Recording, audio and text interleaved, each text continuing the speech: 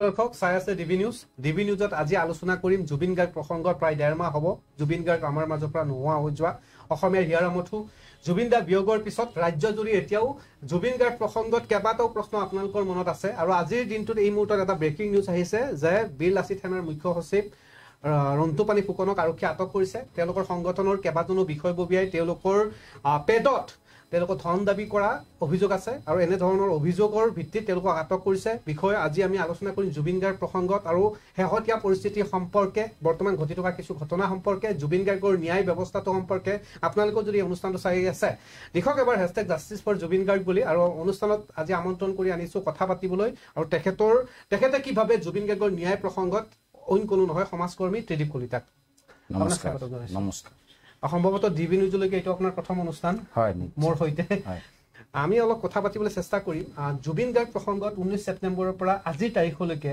আপুনি দেখিছে ইয়াৰ যিডাল ন্যায়িক ব্যৱস্থাৰ যিডাল ড্ৰাফ্ট এই ড্ৰাফ্টডাল কেনেকুৱা গতিত আগবাঢ়ি থকা বুলি ভাবে জয় অসম জয় জুবিন পোন প্ৰথমে Zubeen Garg the legend of Assam the humming king তেওঁৰ বিদেশী আত্মা চিৰশান্তি কামনা কৰিলো আৰু বাকি ন্যায় প্ৰক্ৰিয়া বুলি ক'লে মই এষাৰ কথাই ক'ম 3,70,00,000 লাখ আমাৰ অসমৰ জনগণ তো এই জনগণৰ বৃহৎ স্বাৰ্থত যেতিয়া এতিয়ালৈকে এলিগেন্স আণ্ডাৰ জুবিন গাৰ্গ যোনে মাৰ্ডাৰ কৰা এলিগেন্স আছিল সেই মানুহখিনিক যেতিয়া ভৰণ পোষণ দি আছে এই গভৰ্ণমেণ্টে তেতিয়ালে এই ন্যায় প্ৰক্ৰিয়াটো বহুত বেছি লেহেমীয়া আৰু অৰ্থহীন হৈ পৰিছে যাৰ কাৰণে অসমত আজি এই নেপালৰ গতিয়ে হৈছিলে আৰু আপোনাৰ কাশ্মীৰত যিবোৰ আজি শিল নিক্ষেপ হৈছিলে সেই এটা পৰিস্থিতিৰ সন্মুখীন হ'ব লগা হৈছে আৰু লগতে এনেকুৱা যদি দেৰি কৰি থাকে এইবোৰ যদি আকৌ ইমান দেৰি কৰে তেতিয়াহ'লে কিন্তু অসম এটা অশান্তৰ পৰিৱেশৰ সৃষ্টি হ'ব যিখন অসমক শিৰশ্ৰেষ্ঠ স্থানত আনিছিলে আমাৰ জুবিন গাৰ্গে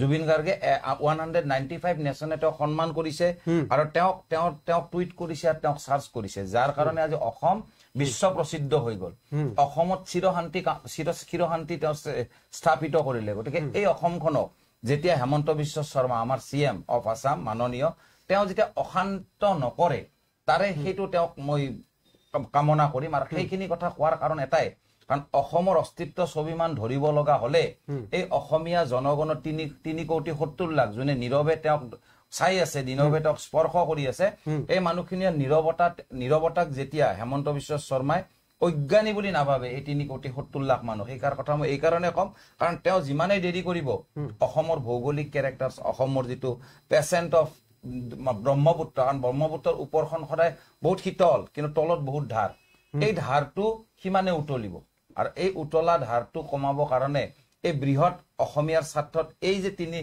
4-5 জন মানুহ যিবোৰ আসামী আছে ইয়াতে আছে সিদ্ধাৰ্থ শৰ্মা কেশৱ জ্যোতি গোস্বামী আৰু অনিল জ্যোতি গোস্বামী আৰু ইয়াৰ উপৰিও 2 জোৱান আছিল দেহৰক্ষী আছিল তেওঁলোকৰ এই মানুহখিনিক যদি অসমৰ স্বাৰ্থত যদি উচুৰ্গা নকৰে আৰু যেহেতু তেওঁলোকৰ এলিগেন্স আছে এলিগেন্স আণ্ডাৰলাইন মই এষাৰ কথাই কম তেওঁলোকে দোষী এই কাৰণে হ'ল লিজেণ্ড এটাক লিজেণ্ডৰ নিচিনা ট্ৰিট কৰিব লাগে আৰু যেহেতু তেওঁ কৰা নাই আৰু বাকী সিদ্ধাৰ্থৰ কথাখিনি ওলালে তেওঁ কি কৰিছে নকৰিছে ইমান দূৰ চাব নাযাওঁ আৰু চামকানু মহন্তৰ অস্তিত্ব ছবিমানবোৰ তেওঁৰ কেৰেক্টাৰিষ্টিকবোৰ ফুটি উঠিছে গতিকে ইয়াত যদি হেমন্ত বিশ্ব শৰ্মাই ষ্টেপ নলয় কাৰণ দেখক হেমন্ত বিশ্ব শৰ্মা ইয়াতে দোষী বুলি কিয় কম মই তেওঁৰ কিয় দোষ পৰি আছে তেওঁৰ গাত তেওঁক কিন্তু অসমবাসীয়ে কিন্তু বাকী এই 5 জনকো দোষ দিয়া নাই যিটো নীৰৱ কথা 3,70,00,000 লাখে নহয় আচলতে হেমন্ত বিশ্ব শৰ্মাক লৈছে কৰি আছে আৰু সেই বস্তুটো যদি তেওঁ ইয়াৰ পৰা উদ্ধাৰ হ'ব লাগে এই 5 জন আসামিক শীঘ্ৰে মানে শাস্তি দিব লাগে বা কাৰাদণ্ডৰ পৰা ফাঁচি দিব লাগে বা তেওঁ যেনেকৈ তেওঁৰ প্ৰক্ৰিয়াৰে এনকাউণ্টাৰ কৰিব লাগে সেইটো তেওঁৰ কথা কিন্তু নকৰিলে অসম কিন্তু দিনে দিনে অশান্ত হৈ গৈ আছে ইতিমধ্যে এই বিষয়ত ন্যায় প্ৰক্ৰিয়া চলি থকা বুলি উল্লেখ কৰিছে চৰকাৰেও কৈছে যে আমি জুবিন গাৰ্গৰ ক্ষেত্ৰত ন্যায় দিমেই আৰু জাষ্টিছ ফৰ জুবিন গাৰ্গ আমিও জুবিন অনুৰাগী আপুনিও জুবিন অনুৰাগী এনে ধৰণৰ ৰেলীও ইতিমধ্যে আমি ৰাজপথত দেখিছোঁ চৰকাৰৰ তৰফৰ পৰা যে জুবিন গাৰ্গৰ ন্যায়ৰ ক্ষেত্ৰত কোনো ধৰণৰ কম্প্ৰমাইজ নহ'ব বুলি চৰকাৰে উল্লেখ কৰিছে আৰু ন্যায় ব্যৱস্থা এটা সুন্দৰ দিশত গতি কৰি থকা বুলি চৰকাৰৰ তৰফৰ পৰা উল্লেখ কৰিছে মাত্ৰ চাৰ্জশ্বিট দাখিল কৰাৰ লৈকে অলপ ৰ'ব দিছে জুবিন গাৰ্গ প্ৰসংগত বিভিন্নজনে বিভিন্ন ধৰণৰ মতামত কৰা দেখা পোৱা গৈছিলে শেহতীয়াভাৱে আলফা স্বাধীনৰ তৰফৰ পৰা কিছু মন্তব্য কৰিছিলে আপোনাৰ পৰা মই জানিব বিচাৰিম আপুনি কি ভাবে শেহতীয়াভাৱে আলফা স্বাধীনৰ তৰফৰ পৰা দিয়া এই প্ৰতিক্ৰিয়া জুবিন গাৰ্গ প্ৰসংগত কিছু আবেগিক নহয় বাস্তৱ ভিত্তিক কিছু কথা কোৱাৰ কথা কৈছিলে পৰেশ বৰুৱাই আচলতে এষাৰ ভাষা থাকে প্ৰথম পৰেশ বৰুৱা ডাঙৰ এটা আমাৰ পিতৃতুল্য প্ৰথম কথা হ'ল দেশ বুলিলে আদেশ নালাগে অসমীয়া জাতীয়তাবাদ আৰু আলফা আৰু সালফা আলফাৰ পিছত সালফা হ'ল মানে পৰাজয় সৈনিক সালফা আৰু আলফা হ'ব লগা হ'লে আপুনি আজি আলফাই যিটো অস্তিত্ব অসমৰ কাৰণে অসম স্বাধীন অসম গঢ়িব বিচাৰিছিলে তেওঁলোকে এতিয়ালৈকে পাৰিলে জানো প্ৰথম কুৱেশ্যনটো তেওঁ সেইটো আৰু দ্বিতীয় কথা জুবিন গাৰ্গক অসমখনক আজি বিশ্ব প্ৰসিদ্ধ কৰিলে আজি বিশ্বত অসমক নাজানা মানুহ নাই আৰু তেওঁৰ আজি অসমক জানে কোনটো ভাষাৰে অসমত জুবিন গাৰ্গ দা লিজেণ্ড অফ আসাম যাক হামিং কিং বুলি কৈছে তেওঁ আচলতে লিজেণ্ড হোৱাৰ কাৰণটো এটাই আছিলে তেওঁ প্ৰকৃতি প্ৰেমী আছিলে তেওঁ উদাৰতাৰে তেওঁৰ অভাৱৰ মাজেৰেও তেওঁ দৰকাৰী মানুহক সদায় সবলতাৰে তেওঁৰ মনেৰে আজি সহযোগিতা আজি কৰি আহিছিলে হেল্প কৰি আহিছিলে আৰু যাৰ কাৰণে এষাৰ ভাষা এটাৰে ৰজা সদায় দিয়াৰ অধিকাৰী লোৱাৰ অধিকাৰী নহয় আৰু এই যে তেওঁ মানৱ ধৰ্ম যিটো ৰাখিছিলে মানৱ ধৰ্ম পালন কৰাৰ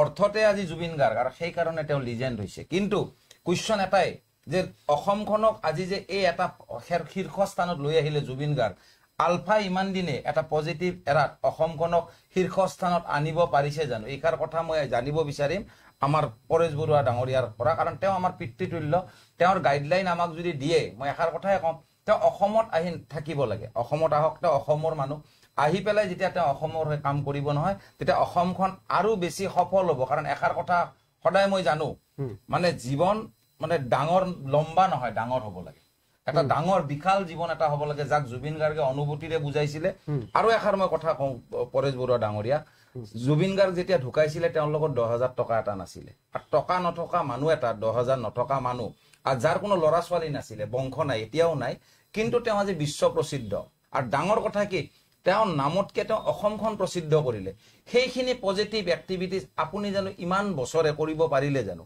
তেওঁ 52 বছৰ ঢুকালে আৰু আজি আপুনিয়ে হওক বা বেলেগ যিমানবোৰ মানুহ যিমানবোৰ এই বয়সত ইমান এটা জীৱন জীয়াই আছে যে অসমৰ স্বাধীনতাৰ ক্ষেত্ৰত অসমৰ স্বাভিমানৰ ক্ষেত্ৰত অসমৰ জাপি গড় অসমৰ মৰম সব আৰু অসমৰ আমাৰ যিটো স্বাৰ্থ বিশাল স্বাৰ্থ 3,70 লাখ জনগণ এই জনগণৰ ক্ষেত্ৰত আচলতে আপোনালোকে কৰিলে কি কাৰণ মোৰ চকুত মই যিমান দূৰ অসমত থাকো অসমটো ভগনীয়া কাৰণ অসমত যিবোৰ অসমীয়া ল'ৰা ছোৱালী আছে তেওঁলোকে আজি অসমত তেওঁলোকৰ নিজৰ কৰ্ম কৰি তেওঁলোকে খাব পৰা নাই বেছিভাগ অসমীয়া অনা অসমীয়াৰ হাতত বিক্ৰী গৈছে অসমৰ প্ৰতিটো প্ৰতিষ্ঠান অনা অসমীয়াৰ হাতত ভূমি অনা অসমীয়াৰ হাতত ডাঙৰ কথা পৰেশ বৰুৱা ডাঙৰীয়া 3,000 কোটি বিঘা মাটি আদানীক দিছে Himanta Biswa Sarma the government of Assam আৰু গভৰ্ণমেণ্ট অফ আসামে কি কৰে জানেনে এটা ভাষা আছে জয় আই অসম কেতিয়াও নেলেখে আৰু জয় শ্ৰীৰাম তেওঁলোকে যেতিয়া ধ্বনিবোৰ বা পতাকাবোৰত লেখে নহয় হিন্দী ভাষাৰে লেখে বা ইংৰাজীৰে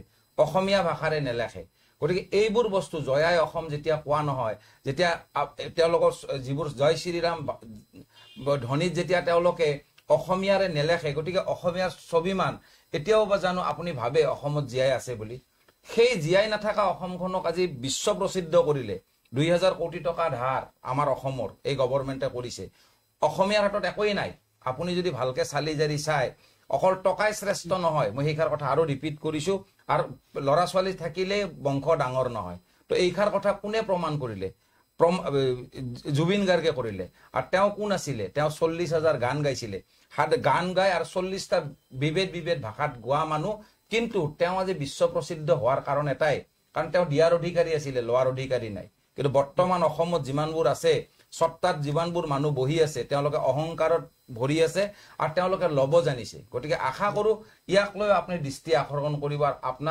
আপোনাৰ ভাষ্য এই কিবা হক লৈ আমাৰ অসম গভৰ্ণমেণ্টক লৈ আপোনাৰ ভাষ্য আহিব লাগে কাৰণ অসমৰ জাতীয়তাবাদ নাথাকিলেও আপুনিও নাথাকে আমিও নাথাকো নিশ্চয়কৈ আপুনিও আহ্বান জনাইছে যে আলোচনালৈকে আহিব লাগে আৰু জুবিন গাৰ্গ প্ৰসংগত এটা সুন্দৰ বাৰ্তা এটা দিছে যে মানুহৰ কেনেকৈ ডাঙৰ হ'ব লাগে আৰু শেহতীয়াভাৱে SOP প্ৰসংগত মই আপোনাৰ পৰা প্ৰতিক্ৰিয়া জানিবলৈ চেষ্টা কৰিম জুবিন গাৰ্গ প্ৰসংগত এটা SOP দিয়া হৈছে পুৱা 6 বজাৰ পৰা নিশা 11 বজালৈকে আৰু আমি এনেকুৱা ভিজুৱেলো দেখিছো য'ত নিশা একাংশ সুৰাপায়ে গৈ তাত সুৰা সেৱন কৰা জুবিন গাৰ্গ ক্ষেত্ৰখন কেতিয়াও সুৰাৰ স্থলো হ'ব নালাগে SOP প্ৰসংগত আপোনাৰ মই প্ৰতিক্ৰিয়াটো জানিব চেষ্টা কৰিম পোন প্ৰথমে জুবিন গাৰ্গৰ যিটো আজি সমাধিস্থল সেইটো এটা পুণ্য স্থান, সৰগীয় স্থান, য'ত জুবিন গাৰ্গ মানে তেওঁ ভগৱানৰ প্ৰিয় সন্তান আছিল, যাৰ বাবে তেওঁৰ এটা আত্মা সৰগীয় বুলি মই কৈছো। আৰু সৰগীয় স্থান কাৰণে আজি পৃথিৱীৰ প্ৰতিজন মানুহে তেওঁক লৈ কান্দিছে।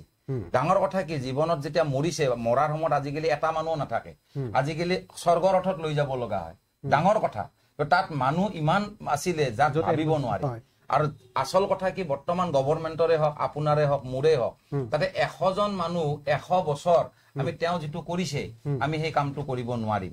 গতিকে সেই পুণ্যস্থানত যদি কোনোবাই মদ খাই গৈছে, তেতিয়াহ'লে তেওঁলোকে চোৰৰ হাতত চাবি কাঠি দিয়াৰ নিচিনা কথা। গতিকে সেইখিনি জ্ঞান আমাৰ অসমীয়া স্বাভিমানখিনিত থাকিব লাগিছিলে যে তাত মদ খাই যাব নালাগে। কিন্তু SOP আৰু লকডাউন, এই লকডাউনতো তেওঁলোকে দিছিলে। এই লকডাউন যেতিয়া দিছিলে, এই 3টা বছৰ ৰানিং লকডাউন, সেই এটা ডাঙৰ ষড়যন্ত্ৰ। সেই লকডাউনৰ পিছত আজি আমাৰ অসমৰ যিটো ফাইনেন্সিয়েল এক্টিভিটিজ গোটেইখিনি কামিহাৰ ভাঙিছে, আমাৰ যিটো ৰাজহাড় ভাঙিছে।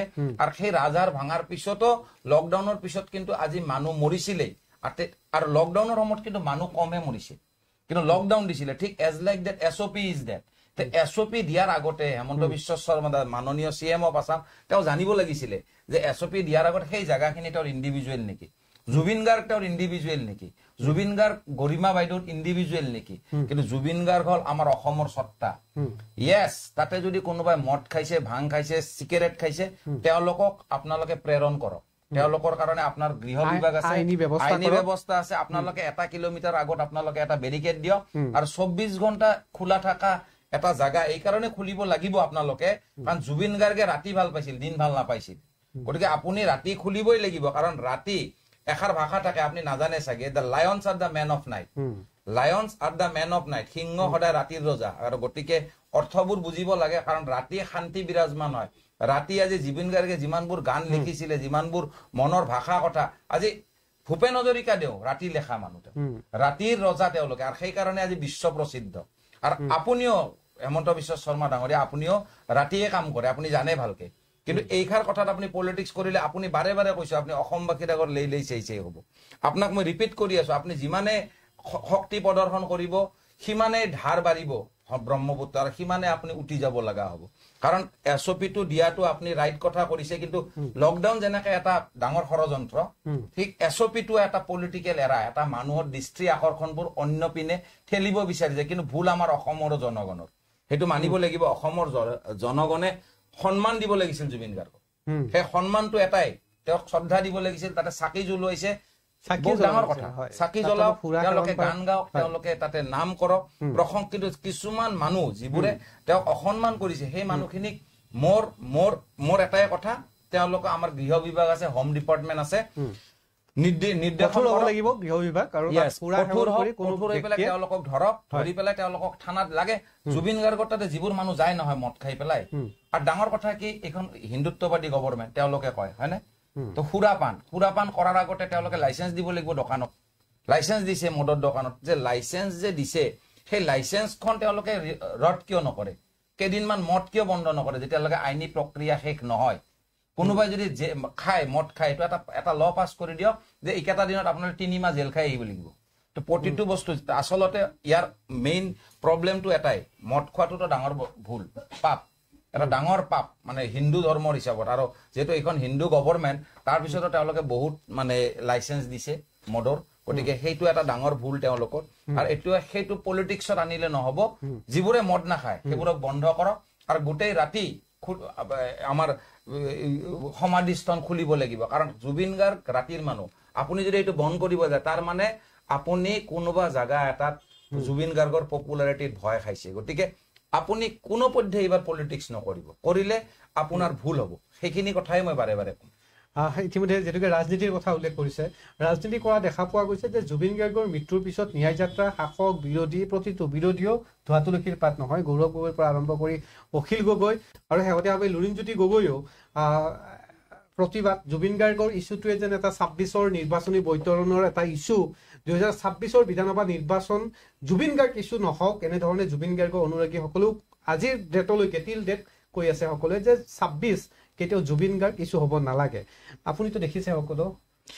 ইয়াত যদি যোনে পলিটিক্স নকৰক, কংগ্ৰেছে কৰক, লুৰিণজ্যোতিয়ে হওক বা অখিল গগৈ ডাঙৰীয়াই হওক আৰু হেমন্ত বিশ্ব শৰ্মা মানে বিজেপি চৰকাৰে হওক, যোনে জাতীয়তাবাদৰ স্বাৰ্থত, কাৰণ দেখক এইবাৰ যদি জয়াই অসমত ধনীক আমি সিকিউৰ কৰিব নোৱাৰো, সন্মান দিব নোৱাৰো, চিৰযুগমীয়া কৰিব নোৱাৰো জুবিন গাৰ্গৰ এই প্ৰসংগৰ জৰিয়তে, গতিকে আমি সাৰা জীৱনত আমি অসমৰ অস্তিত্ব স্বাভিমান ধৰি ৰাখিব নোৱাৰিম। কাৰণ দুদিন পিছত যদি আপুনি আৰু মই যদি জয়াই অসম ক'ব লাগে, আমি টেক্স দিব লাগিব, আমি যদি অসমীয়া কথা কওঁ নহয়, আমাক লেই চেই কৰি গলত ধৰি পেলাই এই অসমৰ পৰা বাহিৰ কৰি দিব। ক'ত বাংলাদেশক বাহিৰ নকৰে, আমাক কৰিব। কাৰণ এই প্ৰক্ৰিয়াটো এই যিমানবোৰ মানুহ পলিটিচিয়ান যদি তেওঁলোকে পলিটিক্স কৰে, কাৰণ পলিটিক্সত এইবাৰ অসমৰ জৰিয়তে যেনেকে কৈ আছে জুবিন গাৰ্গৰ মুদ্দাটো পলিটিক্স নহওক, য়েছ জুবিন গাৰ্গৰ জৰিয়তে পলিটিক্স হওক। পলিটিক্স কাক কয়? ধৰ্মৰ এটকাৰ ইপিঠি সিপিঠি পলিটিক্স। সৎ পৰিৱেশত যদি সুস্থ কাম কৰি ভাল কৰ্ম কৰে দেশৰ, কাৰণ ধৰ্ম আৰু পলিটিক্স কেতিয়াও ইফাল ইফাল হ'ব নাই, ধৰ্ম আৰু পলিটিক্স এটকাৰ ইপিন সিপিন। কাৰণ আমাৰ ৰাজ্যখন ধৰাত আজি পলিটিক্স থাকে, পলিটিক্সত যদি আপুনি ধৰ্ম স্থাপন কৰি পলিটিক্স কৰে মানে পজিটিভ কাম কৰে, then it is good for the society. আৰু যদি তেওঁলোকে নোৱাৰে বা নকৰে, then it is bad for the society. এষাৰ কথা থাকে, ধৰ্ম আৰু জ্ঞান মানে সুশিক্ষিত আৰু উচ্চ শিক্ষিত। ৰাৱণে উচ্চ শিক্ষিত আছিলে কিন্তু তেওঁৰ গৌৰৱ আছিলে, আৰু সুশিক্ষিত ৰাম আছিলে, তেওঁৰ গৌৰৱ নাছিলে। কাৰণ ৰাৱণৰ জ্ঞানৰ গৌৰৱ আছিলে, যাৰ কাৰণে তেওঁ ৰাৱণ। কিন্তু তেওঁ ব্ৰহ্ম জ্ঞান ৰাৱণৰ আছিলে, তেওঁ এজন এনেকুৱা এটা সাৰ্থক ব্ৰাহ্মণ আছিলে, কিন্তু তাৰ পিছত তেওঁৰ জ্ঞানৰ গৌৰৱ আছিলে, যাৰ কাৰণে তেওঁ ধ্বংস হলে। কিন্তু ৰামৰ গৌৰৱ কাক কয়? তাক লৈ জ্ঞান আছে। সেইকাৰণে সুশিক্ষিত আৰু উচ্চ শিক্ষিতৰ মাজত ডিফাৰেন্স থাকিব। তাৰ মানে ডাঙৰ চেয়াৰত বহিলে ৰজা নহয়, মন্দিৰত গ'লে পূজাৰী নহয়। মন্দিৰত যে পূজা কৰে মানুহ, তেতিয়াহ'লে ৰাম আৰু ৰাৱণত যেতিয়া যুদ্ধ হৈছিল, যেতিয়া মহাভাৰত হৈছিল, যেতিয়া মহাভাৰত আৰু যেতিয়া ৰামায়ণৰ যুদ্ধ হৈছিল, মহাভাৰতৰ যুদ্ধ স্বয়ং শ্ৰীকৃষ্ণ তাতে নিজে তাতে উপস্থিত আছিলে, আৰু শ্ৰীকৃষ্ণৰ ৰথৰ ওপৰত স্বয়ং হনুমানজী আছিলে, আৰু স্বয়ং ৰামায়ণৰ যুদ্ধৰ ৰাম আছিলে, স্বয়ং তেওঁ এটা ভগৱান স্বৰূপ। তাৰ পিছতো মানুহবোৰৰ যে ইয়াতে দুৰ্যোধনৰ জানো বুদ্ধি ভ্ৰষ্ট হৈ নাথাকিল? ভীষ্ম পিতামহ গংগাপুত্ৰ আছিলে, তেওঁ তথাপিও সৰসজ্জাত নাথাকিল জানো? গতিকে মহাভাৰতৰ যুদ্ধ থকাৰ পিছত কৰ্ণৰ নিচিনা এজন বলৱান, তেওঁৰ ইমানখিনি সক্ষম, ইমান দক্ষ, য'ত অৰ্জুনৰ নিচিনা 1000টা অৰ্জুন আহিলে তেওঁক মাৰিব নোৱাৰিলে। কিন্তু তাৰ পিছতো তেওঁক কৃষ্ণই চল কৰি মাৰিছিলে। কৃষ্ণই এনেকুৱা জাগাত চল কৰিছে, যাৰ কাৰণে তেওঁ নিজৰ কুল ধ্বংস কৰিব লগা হৈছিল, গান্ধাৰীয়ে অভিশাপ দিব লগা হৈছিল। আৰু সেই অভিশাপৰ ওপৰতে আজি যেনেকে মই উদাহৰণ এই কাৰণে দিছো, এইবাৰ যদি হেমন্ত বিশ্ব শৰ্মাই হওক, বাকী যিমানবোৰ পলিটিকেল পাৰ্টি হওক, মই এটাই বিচাৰিম পলিটিকেল পাৰ্টি থাকক অসমত, সাতটা থাকিবলৈ, যিহেতু এইটো আমাৰ ডেমক্ৰেটিক কাণ্ট্ৰি বুলি কৈছে, গতিকে ইয়াতে পলিটিকেল হবলৈ। কিন্তু আমাৰ অসমক ভাল পোৱা জাতীয়তাবাদৰ প্ৰতিটো মানুহে আগুৱাই আহক, তেওঁলোকে MLA খেলক, মোৰ বাধা নাই। তেওঁলোকে খেলি পেলাই অসমৰ বিশাল স্বাৰ্থত অসমৰ স্বাৰ্থ ধৰক, নহলে আজি অসমখন ধ্বংস হৈ যাব। আৰু এইবোৰ যিবোৰ পলিটিকেল যিবোৰ তেওঁলোকৰ এক্টিভিটিজ, আজি ভাল কালি বেয়া, কালি যাব বিজেপিত, কালি যাব কংগ্ৰেছত, কালি যাব বেলেগ এটা দলত, সেইটো নহব নহয় এজিপিত। আজি এজিপি এটা এনেকুৱা দল যিটো দলে আজি বিজেপিক ছাপৰ্ট দিছে, কিন্তু সেই এজিপিয়ে কিন্তু আজি অসমীয়াৰ জাতীয়তাবাদ যে ধ্বংস কৰিছিলে, অসমীয়াৰ আজি যুৱ চামৰ পিঠি বেকা কৰিছিলে, আৰু অসম যে আজি ভগনীয়া, সেই একমাত্ৰ সেই এজিপি চৰকাৰৰ কাৰণে। গতিকে মানুহখিনিয়ে অসমৰ জাতীয়তাবাদে চিন্তা কৰিব লাগে। আৰু পলিটিকেলি এইবাৰ মই এষাৰ কথাই কম, যদি জুবিনৰ ন্যায় দেৰি হয়, আৰু ডাঙৰ কথা কি, যিটো হেমন্ত বিশ্ব শৰ্মা, তেওঁকে কিন্তু প্ৰতিজন মানুহে দোষী সাব্যস্ত কৰি আছে, বাকী কাকো কৰি থকা নাই। গতিকে এইষাৰ কথা তেওঁ বুজিব লাগে। নহলে আশা কৰো যদি এইবাৰ দোষী সাব্যস্ত নোহোৱাৰ পিছতো তেওঁ যদি জালুকবাৰীত জিতে গৈ নহয়, তেতিয়াহ'লে অসমৰ জাতীয়তাবাদ নাই। কোনোবা এটা জাগাত আমাৰ এই বিশাল জনগণৰ স্বাৰ্থ জড়িত আছে, য'ত নিজৰ ঘৰখন খালি চলাব লাগে, তেতিয়াহ'লে এইটোক আমি চিধা কম যে অসম দিনে দিনে ধ্বংসমুখী হৈ আছে। নিশ্চয়কৈ ত্ৰিদীপ কলিতা ইতিমধ্যে সম্পূৰ্ণৰূপে স্পষ্ট ৰূপত কৈ গ'ল, মহাভাৰতৰ প্ৰসংগ উল্লেখ কৰিছে, আৰু কণ্ঠশিল্পী খগেন গগৈ উল্লেখ কৰিছে যে জুবিন গাৰ্গে যদি ন্যায় নাপায় তেতিয়াহ'লে এখন মহাভাৰতৰ যুদ্ধ হ'ব বুলি তেখেতেও উল্লেখ কৰিছে। গতিকে মই ভাবো যে জুবিন গাৰ্গে এটা সঠিক ন্যায় পাওক, তাৰে কামনা কৰিছো। অনুষ্ঠানত শেষৰ সময়সীমা আহিছে, কিন্তু আজিৰ দিনটোত শেষৰটো প্ৰশ্ন মই আপোনাক কৰিব বিচাৰিম যে বীৰ লাচিত সেনাৰ কেইবাজনো নেতাক ইতিমধ্যে আৰক্ষীয়ে আটক কৰিছে, আজি মুখ্য সচিব ৰন্তুমণি ফুকনকো আটক কৰিছে। বীৰ লাচিত সেনা নামৰ এই সংগঠনটোক শেহতীয়াভাৱে ধন দাবী এনেধৰণৰ অভিযোগত অভিযুক্ত হৈছে। সংগঠনটোক লৈ কিবা ক'ব নেকি? বীৰ লাচিত সেনাকটো আপোনালোকেও দেখি থাকে বিভিন্ন সময়ত মাত মাতি থকা, আৰু এই বৰ্তমান সময়ত কিন্তু তেওঁলোকৰ বিৰুদ্ধে গুৰুতৰ অভিযোগ আহিছে, যিকোনো সময়ত নিষিদ্ধ হ'ব পাৰে। এষাৰ কথা থাকে, মানুহে যদি যি জায়গাত যদি পইচা লোভ থাকে নহয়, প্ৰথম যেতিয়া আলফা আহিছিলে তেতিয়া আলফাই জাতিৰ স্বাৰ্থ ধুনীয়াকে কাম কৰিছিলে। তাৰে মাজত কিছুমান অসমীয়া, যাক মই কওঁ কেঁকুৰাৰ বুকু খাই, মানে মাকৰ বুকু খাই জন্ম পোৱা জাতি এটাই, সেইটো হ'ল অসমীয়া জাতি। আৰু এই অসমীয়া জাতিৰ যিটো চৰিত্ৰ, হয়তো মই কোনোবা এটা জাগাতে বীৰ লাচিত সেনাক তাতে দেখা পালো, কাৰণ তেওঁলোকৰ অভিযোগ আহিছে, তেওঁলোকৰ প্ৰমাণ আছে। এইখিনি নকৰি যদি তেওঁলোকে এষাৰ কথা চিন্তা কৰিলেহেঁতেন যে জুবিন গাৰ্গ যেতিয়া ঢুকালে নহয়, তেওঁৰ পকেটত 10,000 টকা নাছিলে, কিন্তু আজি জুবিন গাৰ্গক আজি বিশ্বই চিনি পায়। আজি মাইকেল জেকসনতকেও ফাৰ্ষ্ট ৰোড আছে, প্ৰথম স্থানত আছে। আৰু জুবিন গাৰ্গে যিখিনি কাম কৰিছিলে, আৰু সেই কামখিনিৰ নামটোৱে হ'ল মানৱতা। আৰু মানৱতাত স্থিত থাকিলে টকাৰ কোনো মূল্য নাই। আপুনি ক'ব বিচাৰিছে যে সংগঠনত নেতৃত্ব লোৱা লোকসকলে টকাৰ লোভত নাথাকি এই ধৰণৰ অভিযোগ আহিবই নালাগে, কেৱল সামাজিক মূল্যবোধ ৰাখি মানৱতাৰ বাবে কাম কৰিলে তেতিয়াহ'লে জুবিন গাৰ্গৰ দৰে উদাহৰণ হ'ব পাৰিলেহেঁতেন বা পাৰিব এটা সংগঠন, কাৰণ তেওঁৰ ল'ৰা ছোৱালীও নাই। হয়, মই বিদায় ল'ব লাগিব। আপোনাৰ সুস্বাস্থ্য কামনা কৰিছোঁ। প্ৰিয় দৰ্শক, যিসকলে ডিবি নিউজ চাই, এই অনুষ্ঠানটো চাইছে, আপোনালোকৰ মতামতসমূহ কমেণ্টত জনাব পাৰে, আৰু এবাৰ লিখক #জাষ্টিছ ফৰ জুবিন গাৰ্গ।